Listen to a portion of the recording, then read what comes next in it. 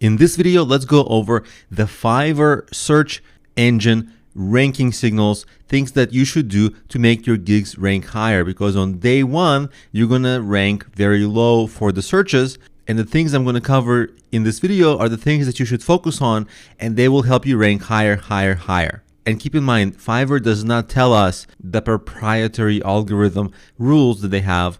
These are only approximations. People like you and I, we're not privileged to know the actual secrets of the algorithm, and the algorithm does change from time to time. But if you focus on the things that I'm going to tell you in this video, you're going to be always on the right track. So the first thing is obviously the number of orders, your total number of orders, and your increasing numbers of orders on a gig. If the gig is being popular, then of course Fiverr is going to rank it higher and higher. In the beginning, it's really hard to get orders, I know. Beginning is always the hardest. So don't look at established sellers and see, oh my God, they have thousands of orders and I can't even get one. That's the easiest way to make yourself feel bad. So the beginning is going to be hard. Don't worry, we're going to talk about strategies in the beginning, but generally, as long as you're getting orders and the more orders you get than competitors, then that's going to work to your advantage in the search. Obviously, you also have to maintain gig average around 4.9 or 5 stars. The higher, the better. On Fiverr, the reviews are very much skewed up, so you definitely do not want to be below 4.8. On other platforms, 4.8 is fantastic. On Fiverr, it's not so amazing.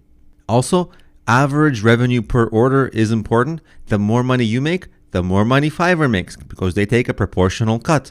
So of course they want people who make more money to get more orders. No brainer.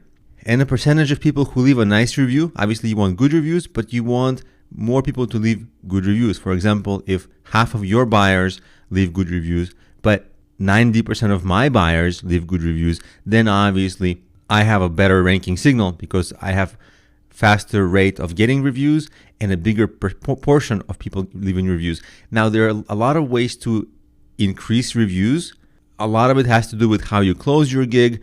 A lot of it has to do with how you deliver the gig and obviously the gig quality itself. Later in the course, when I show you the scripts to use to close the gigs, those scripts will help you increase the number of people who leave you nice reviews. Another ranking factor is people leaving you tips. This helps you in a couple of ways. First, obviously, this increases your order size. And again, Fiverr takes a cut from your tips, which is kind of weird, but they do. So they make more money when you get tips. They make more money, they want to rank you higher. And obviously, tips increase your average order size. And as far as I understand, tips are actually a ranking factor themselves. I ran an experiment where I used to have a gig for a very competitive keyword on like page number 10 for its keyword. And then I focused on asking everybody who bought that gig to leave a tip. And just that change alone brought that gig up to page 5. I didn't change anything else, but just I made sure that a lot of people left tips.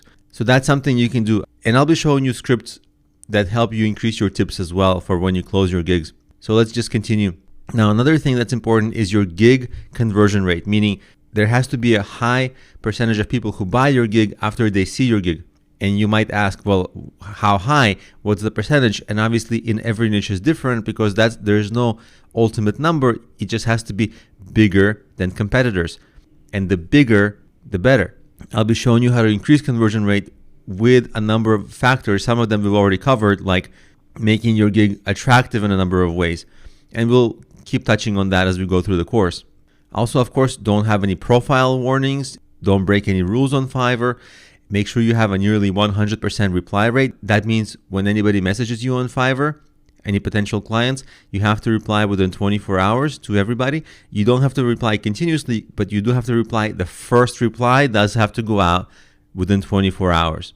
And the sooner you can reply, the better. You don't have to reply to their second and third message, but just make sure you do reply quickly to the first message. Also, make sure you have no late gig deliveries. All your deliveries are on time. And minimize your refunds. You will have some refunds. There's no one on Fiverr who doesn't have any refunds. Refunds are an important part of Fiverr. First, to keep bad buyers away. Sometimes you just want people to go away and you'll pay them to just go away. But if people are not happy, sometimes giving a refund is better than taking a bad review. So there's ways to mitigate that. So refunds are sometimes useful. Too many refunds are bad. So minimize your refunds. So those are the ranking signals. And as we keep on going through the course, I'll be showing you techniques for how to maximize each one.